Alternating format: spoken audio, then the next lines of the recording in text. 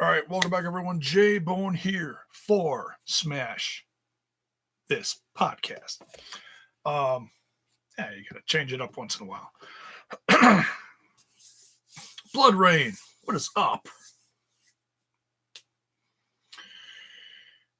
Oh, rumors. Hey, Jesse Cole, good brother, what is up? Oh yeah, those Jordan Grace rumors. You know, it's so hard to know what the hell to believe anymore. All we know now is that she is signed. So, whether the scrambling rumors were true or not, I don't know. You know, um, if you want to know exactly what's going on with Jordan Grace, Fightful.com actually had a nice little interview with her um, on their site. And Sean Ross Sapp may not be everyone's cup of tea, but I've come to like him a little more over the course of the last, I'd say, year. Um, he reports news like everyone else, but he tries to keep stuff on his site that's legit. So I give him some credit for that. No one's perfect.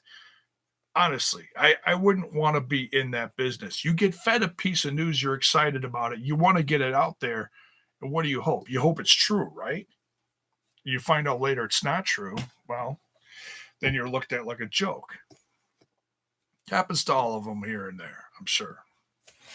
So, all right, enough about that. But yeah, by all means, go over there and sorry, just moving some shit around here. Chilling, enjoying the day. Yeah, same here. Chilling. Period. It was like 20 degrees colder here than it was yesterday when I was grilling. I was like, oh my god, back down in the 50s. That freaking sucks.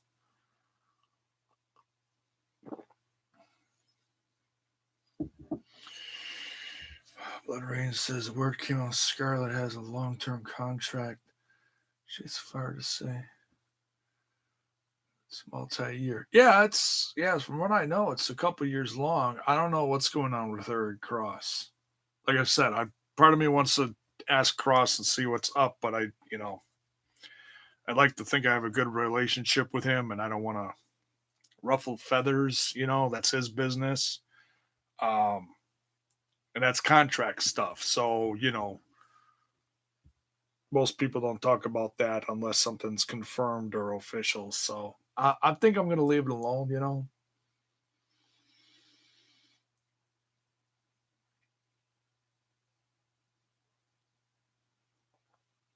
90. Oh, you suck. Yeah, and storms going through the Midwest. Hope everyone stays safe. Thank God that's all way south of me. We don't get too much around here lately. We get rain and snow, but I haven't seen a tornado blow through here since I can't remember when. So all right. Let's talk some MLW. We are on the road to Fury Road.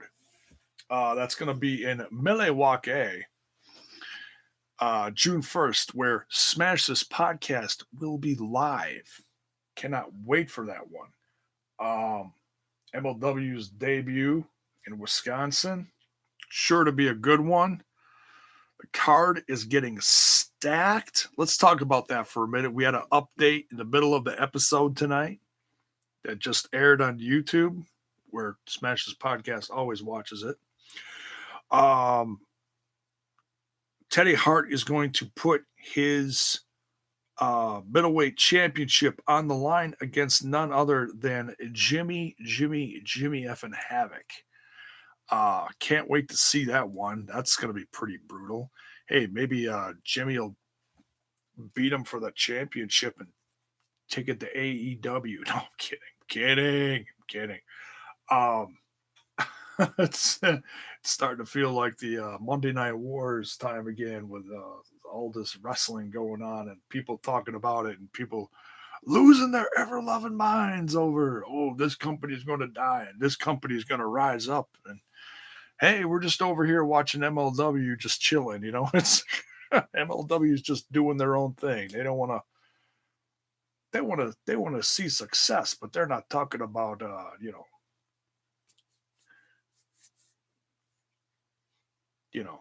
Kurt Bauer's got some pretty big ambitions lately. He's certainly building his roster and expanding his uh, touring schedule, which we're very thankful for around here. The billboards are going up.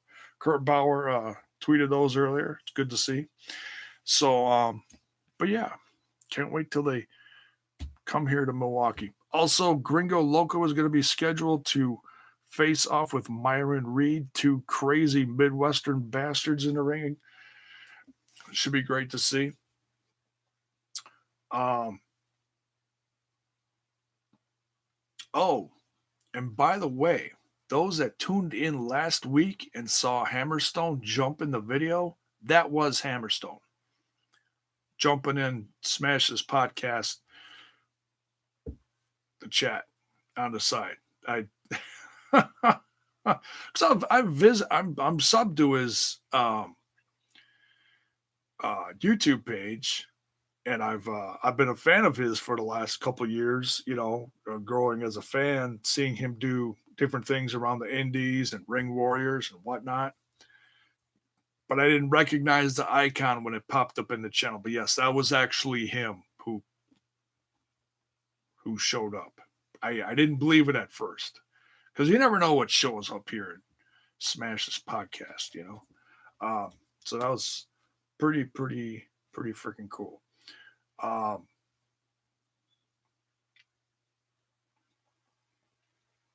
You post them to DPW. Cool. Well, WS Sheriff Hater's not sure why. And every show does. It's, people hate on AEW and it hasn't even started yet. They haven't even had their first event. And people are saying, oh, they're greedy. Shut up. Really? You can say WWE is greedy. You can say that MLW is greedy. You can say that AEW is greedy. You can say that Impact is greedy. They're all making moves in the wrestling industry. Doesn't mean they're greedy. Okay? It's just let's just chill with that. I mean, you could say, like I've said this before, you could say Vince is greedy in the sense of putting everyone under contract and barely putting anyone on TV for the sake of owning them. You could say that. But beyond that, it's like, come on. You're going to call a company greedy because they're growing? Come on. That's just ignorant. Seriously.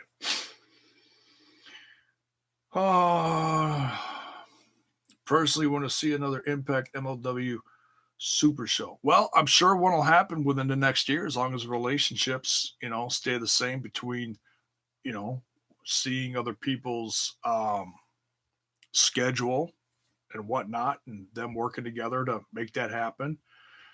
I know that was primarily for, as we can see, like Rich Swann on this show or like the Lucha Brothers. It's hard to say where the Lucha Brothers are going to be in a year, though. Really hard to say. A lot of opinions going on out there saying, oh, they won't sign anywhere. Some people are saying they'll be exclusive with AEW. Who knows? Who knows? Who knows? They know. And when are we going to know? When we see it.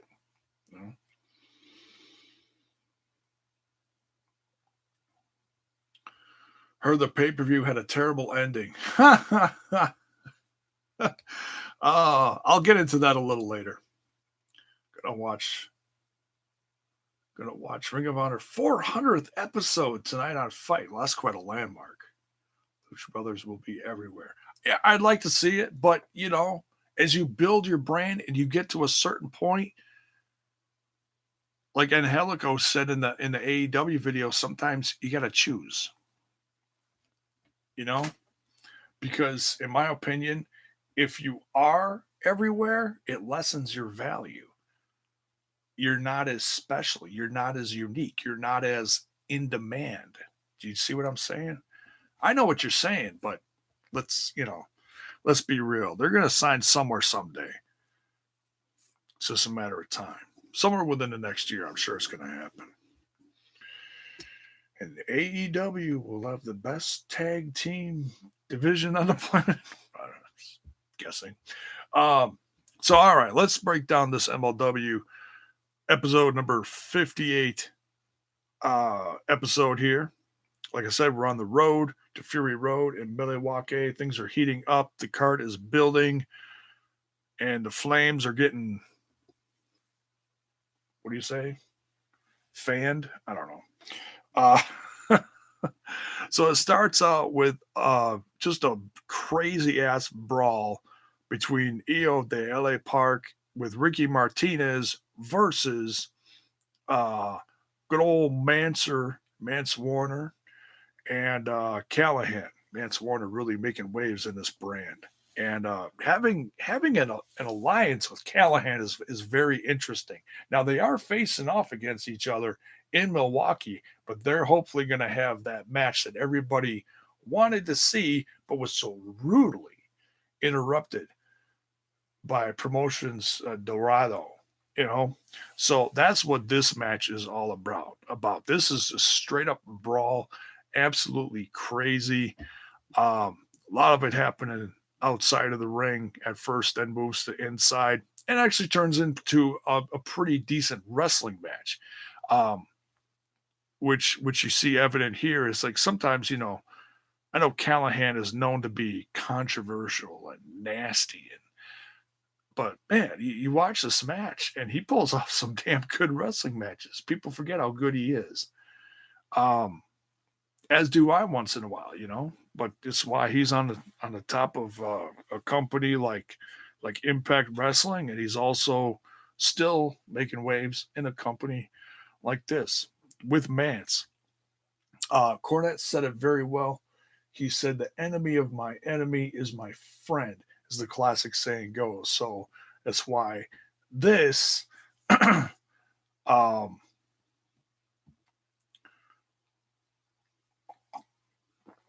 this match is so unique.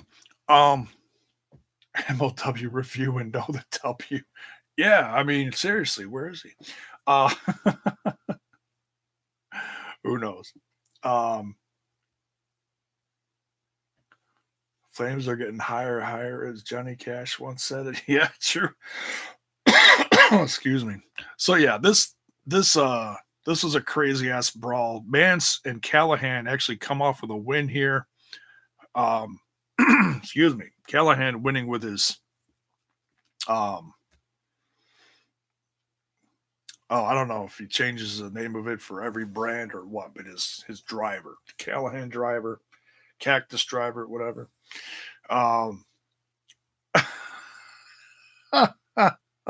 Blood Rain stepping in for the W. You're stealing his gimmick.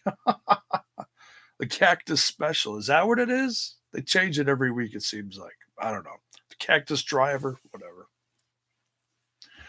But yeah, fun match. Really cool to see these two. Oh, and that segment leading into the match where they show Warner and Callahan in the parking lot in some, I don't know what the hell the name of that construction vehicle is that Callahan's sitting in. And then after discussing some strategy or whatever, he realizes that he can't offer Callahan his beer because it's half empty. So he suggests that they go to the liquor store down the block.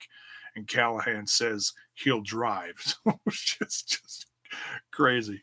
What a strange, fun tag team this is. But then the brawl continues to the back because Io de la Park and Ricky Martinez are sore losers. So they take the brawl to the back. And of course, Warner, and Callahan, don't give up. They keep up with them. And LA Park helps outweigh the odds in the back, clobbering both Callahan and Warner down. So this is far from over. between these guys. So we'll see where this goes. Obviously, Selena De La Renta up to her nastiness as usual.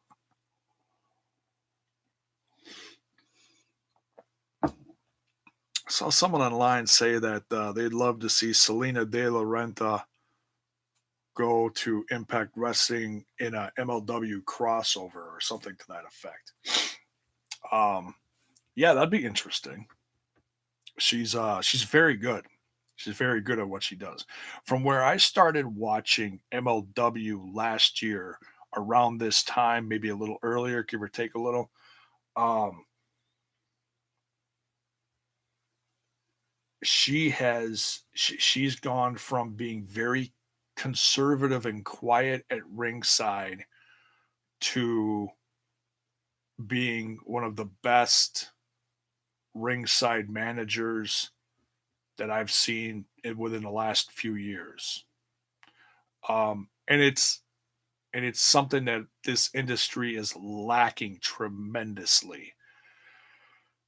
Um, it's just a side note. If you want something insanely entertaining and just goofy and fun to watch, follow Stokely Hathaway on um, Twitter. He has this ongoing thing uh, in the NXT locker room looking for his stolen CD player, trying to come to the bottom of this, and it's ridiculous and funny and a lot of fun. And man, I can't wait to see him actually hit TV with someone because he's just building a brand and it's so much fun.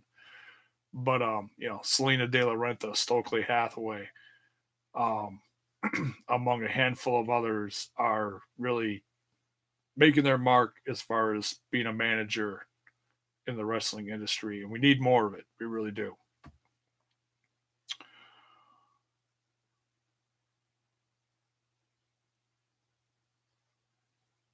That's what they're supposed to help them with. Yeah, exactly. Yeah, yeah. They cover all the bases. They help them win. They organize stuff. They manage them. You know. So yeah, like I said, we'll see where this goes with Promotions Dorado and Callahan and good old Manser. Next, we have an absolute barn burner of a match between Minoru Tanaka from what's that called? Pro Wrestling Noah and Daga. This one was so good. This one should have been for something. It was that good. It felt like, man, if there was only something attached to this, like a title. But and that's not to say that we won't see that someday. But for now, these two are just, filling up time on the card. But this was a lot of fun. I've been a fan of Daga's for a while now, since, oh, excuse me, Lucha Underground, and I've never seen Minoru Tanaka before. Actually, I take that back. He made his debut a few weeks ago during Battle Riot. Now this is all stuff that got taped during WrestleMania weekend, but so he was there for this whole taping, but he obviously only appears so many times. Andre Corbeil, what is up? Owner and director of WrestlingWithWrestling.com, where this will be up later on the website, along with lots of other great talent. Talent. Um, wow. it's decaf coffee, folks. I swear to God. I guess you could say talent. Talented people talking about wrestling and reviews and such. Go check it out. Noah working with MLW2. I don't know if it's specifically like a deal between the two. Like I said, this is something that he was in the area for WrestleMania weekend. Okay. Um, Several of these people got booked on several different shows over the course of that week. Um, I think it's always a contest to see who gets booked for more shows during that weekend. But he was at this show. I believe he was at a couple WrestleCon shows. I don't remember which ones. There was a couple of them that had several Japanese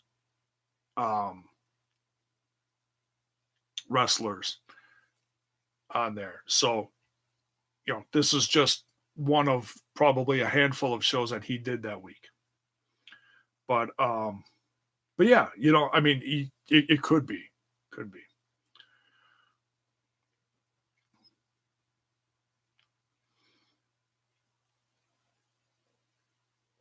You heard that Noah and Big Japan have allied. I've never heard of Big Japan. I know there's like a handful of Japanese companies besides New Japan, DDT, I don't know, Dragon Gate, several of them. Andre says, Bryan Tillman Jr. told me that Kurt Bauer doesn't want a full-fledged working relationship with Impact. That's interesting.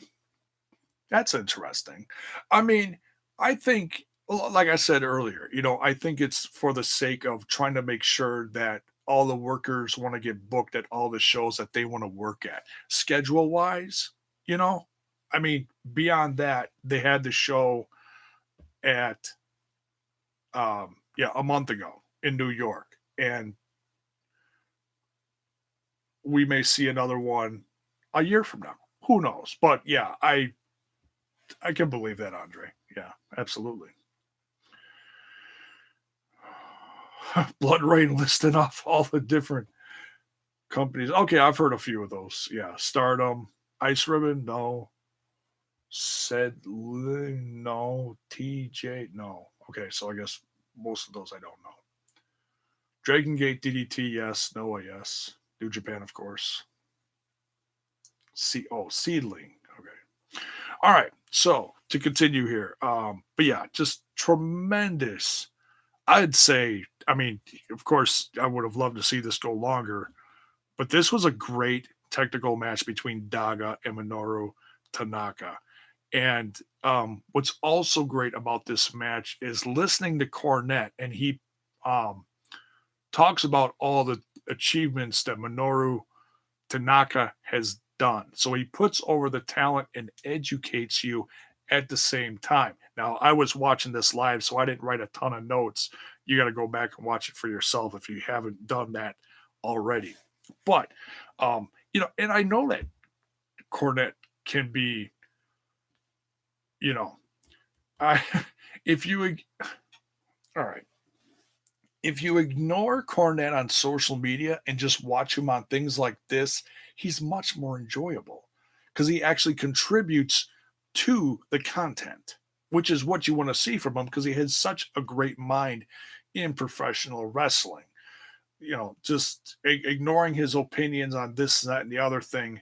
But he really is, I believe, a great contributor to this MLW product. Hey, trust me, don't get me wrong. I was leery about this when he debuted, a couple months ago, whatever it was. And I was like, I don't know how this is going to go because I love Tony Schiavone, but he's busy doing baseball stuff, and whatever else because of the changing schedule of MLW. And that changed things for Tony Schiavone, unfortunately. So,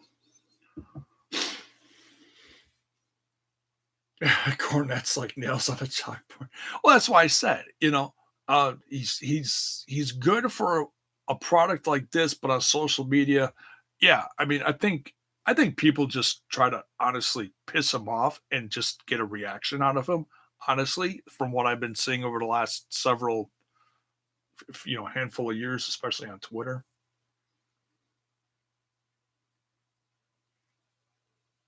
Holy cow, it's taking a long time for that live stream to process. Cornette, the wrestling manager, in person. It's great, but the human being is stuck on the ground with flies on it. Oh, Andre, not holding back anything there. I hear you. But I also, if I can defend him also, just for a second, I felt like he was also great in the Dark Side of the Ring series where they were talking about different um, subjects, historical facts and such, because he is a wealth of um, historical content and memories and wrestling history in his head. But yeah, I get it. I understand that he's not everyone's cup of tea. But I'm hoping I actually have the chance to meet him in Milwaukee come June 1st. So, and I hope I don't get hit by his being sports tennis racket. Oh man. So then yeah, okay. We already talked about the Fury Road update. Teddy Hart versus Jimmy Havoc for the middleweight championship. I don't know what kind of match that's going to be. I don't remember if there was a stipulation behind that. I got to look at that again. I just was quick jotting stuff down as it was going live. Gringo Loco versus Myron Reed. Should be great. Then we have the finals open weight championship match number 2 to find out who is going to face off in Milwaukee for the national open weight MLW championship. We got Rich Swann with Myron Reed at ringside versus Bryan Pillman Jr., who was flying solo for this match. And I'll be honest, I would have been good with either of these, as far as going into finals against going into the finals against Hammerstone. Oh my goodness, I really need some more caffeine. And this is decaf, so this ain't gonna help me with whatever. There's always a smidge in there. Cornette came off awkward on commentary on the Crockett Cup. I understand it's been a long time, but he looks totally awkward to me. That's interesting. Because I felt like he did pretty good at the 70th anniversary, but I did not see the Crockett Cup. I heard pretty good reactions from it, but I have not watched it yet myself.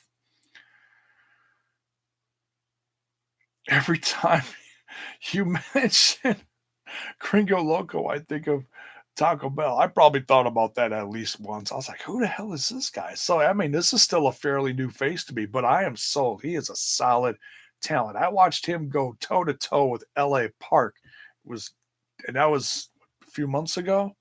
It was one of his first matches, and it was just batshit nuts. It was a great match. So that right there, I was like, who is this guy? But he sold me on his talents. He's different luchador. He really is. He's not one of those skinny guys like, okay, he's facing Myron Reed in Milwaukee. He's like 2 of Myron Reed. He's a short guy, but he's stocky. But that doesn't mean these guys can't do lucha libre. Hell, look at Brian Cage. He's 270, 280, whatever, and he's flying batshit crazy all over the place. Timothy Cockerham, how are you doing today? Cornette, it's just old-fashioned wrestling. Just know that. I'm doing great. Hopefully you're doing good. If you're new to the product here, that's a new name that I'm seeing on here. Don't be afraid to smash that like button and smash that sub button too. Just trying to grow a brand here.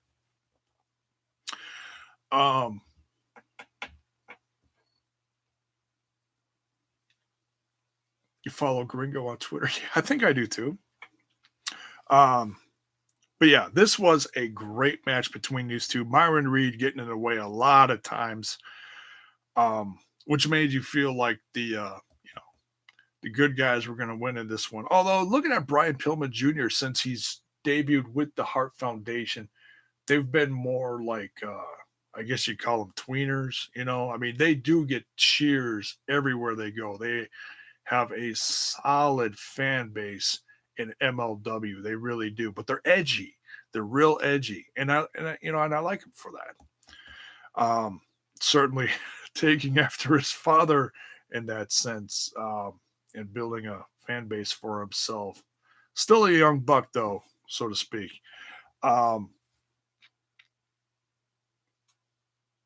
was really interesting while I was watching this show, and I'd kind of like watch the chat for a couple seconds. A lot of people talk about Bryan Tillman Jr.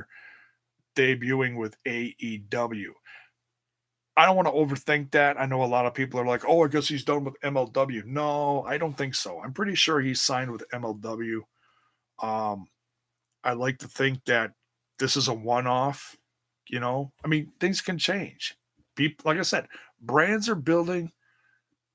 People join companies and leave them all the time. You never know. Bryan Pillman's making quite the name for himself out there. So let's see what happens. But for now, he's with the Hart Foundation and MLW, and Hart Foundation is pretty exclusive to this brand.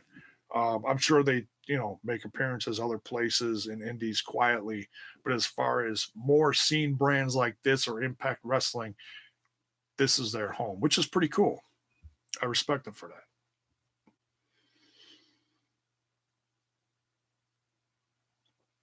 that. Apparently, Tessa's doing a AAA show June 9th. Yeah, well, she got advertised with Taya for that Madison Square Garden show. So, in their working relationship with Impact Wrestling, it only makes sense. Hell, Taya's even back down there now. It's wrestling. Never say never, I guess. Things change. What are you going to do? But yeah, this match was great. Bryan Pillman Jr. coming out on top in this one, putting him in the finals for the Openweight Championship at Fury Road up against Hammerstone. And Hammerstone had some opinions of his own in finding out this news at the end of the episode in an interview. Just to sum it up, he said he has a genetic advantage. Genetic advantage that has a classic feel to it, almost like oh gosh, who was that genetic freak that we've seen so much over the years? Steiner. Big Papa Pump reminded me of that. But I look at Hammerstone as more of a Luger type, honestly. Um, the narcissist, in a sense, Hammerstone's very cocky, but confident. He backs it up in the ring every time. So so yeah. This match is going to be great. Uh, it's going to make history. Brand new championship being debuted just minutes from my house. It's pretty damn cool. Hammerstone and Pillman are going to tear it up. And hell yeah, can't wait to see it. Let's jump back in the chat here for a bit. Racist fan rocks. What is up? Wrestle Circus is going to announce a show tonight on Twitter. I heard they had a good show recently. I didn't watch it. They just put up a match from it on their YouTube channel. Joey Janela versus Sammy Guevara. It's on my to-do list. I was going to watch that earlier. No Luger comparisons. I liked Luger growing up. Okay, controversy aside, please. But I grew up watching Luger, Four Horsemen, and all those guys. Sting on Saturday mornings. I go over to my buddy's house, John's house, and we'd go sit in his basement and watch wrestling, and that was a lot of fun.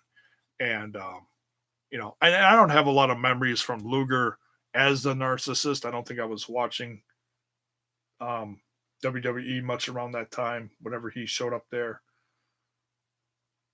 But yeah, I like Luger. I'm a little old school, so forgive me for that.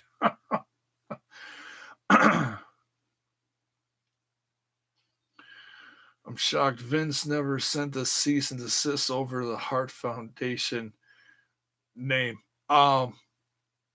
I don't think. I mean, he sells merch for Bret Hart, but I don't think he owns the name. You can't. Well, I shouldn't say you can't. um, they. I don't think MLW would put that on a T-shirt if they didn't already at least part own it or something, or have permission to. So, I would think because Teddy Hart's got the Hart name, there you go. And obviously, Davey Boy Smith Jr. is going to have some say in that as well. So, yeah, they're a tremendous group. They really are.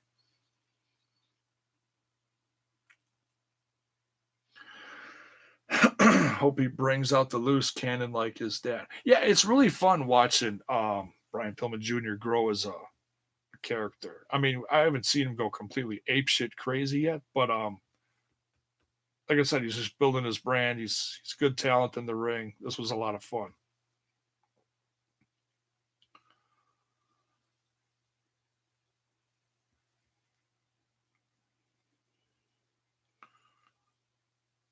Orange Cassidy versus Gentleman Jervis was amazing. Oh God. Luger's WWE one was quite short. Yeah, it was short like Flair's run, wasn't it? Like a year or something. I don't know. Then he jumped. They all jumped ship back and forth back then. Yeah, it's kind of like today. You never know who's gonna jump ship and go where. So, um, yeah, a few more episodes before we hit Milwaukee for Fury Road, and I don't know how much filming I'm going to be doing for that, and I don't know exactly how that's going to go there, but if I can work it out, I'm going to do some kind of like day in the life thing like I've done at other events. We'll see. But yeah, that's going to pretty much do it for this. Someone mentioned Money in the Bank stuff or something earlier in the chat. I don't remember exactly what it was.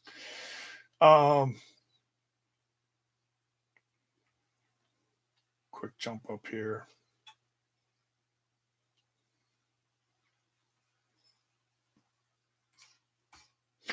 It was. I watched most of it. I fell asleep during the main event, unfortunately, but then I actually woke up to Lesnar coming down to the ring, and that just I was like, really? So Lesnar was the one that killed Sammy backstage and hung him up. So Braun Strowman was actually being truthful about that. I felt like the women really knocked it out of the park, kicked off the show good, but the show certainly had its dips. Cage match not very good. Unfortunately, I was really looking forward to that. The ones I was looking forward to the most had barely any time at all. I was actually looking forward to Roman Reigns versus Elias. I felt like it was going to be the dark horse match of the evening, and they were given about 5 seconds in the ring besides Elias's performance. So, what are you going to do? But Brock winning, yeah. I I get it that he's a draw,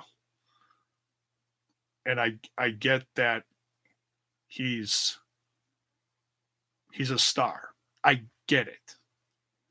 Do I like it that he won? No, I would have much rather seen someone like Ali or especially someone like Drew McIntyre win. You know, but if this is all building towards the Fox takeover on SmackDown or whatever, then he's probably going to get the WWE Championship, cash it in over on SmackDown. That's a guess. I could be wrong. People think he's automatically going to cash in on Seth. I don't know. We'll have to wait and see.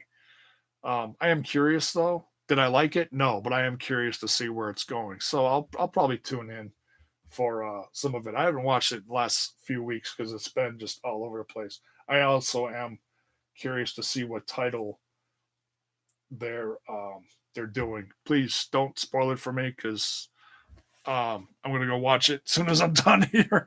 I'll find out soon enough. So I'm not looking at the chat, but thank you everyone for tuning in for this. We'll be back tomorrow night for some AEW talk. I think we're gonna do some predictions for Double or Nothing. Really looking forward to that. We'll be watching that this coming weekend, and I don't know what else. We'll also do an update to the card. That was some news today on some signings for AEW. So we'll be tuning in. I'll be. I hope you guys tune in for that. Dear God, I need a nap. It was a long weekend. I apologize. It was puppy sitting wore the shit out of me. I love that dog, but oh my goodness, I was not ready for that. But I think I wore him out just as much. Poor puppy. Um, but yeah, we'll be back tomorrow night with some news and some predictions for this coming weekend. So thank you all for tuning in. Much love. We'll see you tomorrow. Don't forget to smash that like button, smash that sub button, and ring that bell for notifications so that you know when more of my content hits your screen. Check out the link below for social media. If you want to hit me up on social media, there's also a brand new t-shirt shop, brand new Smash This Podcast t-shirt up for sale. Very excited about that. Go check it out. Go get yourself one. Support the podcast. And we'll see you down the road real soon. See you.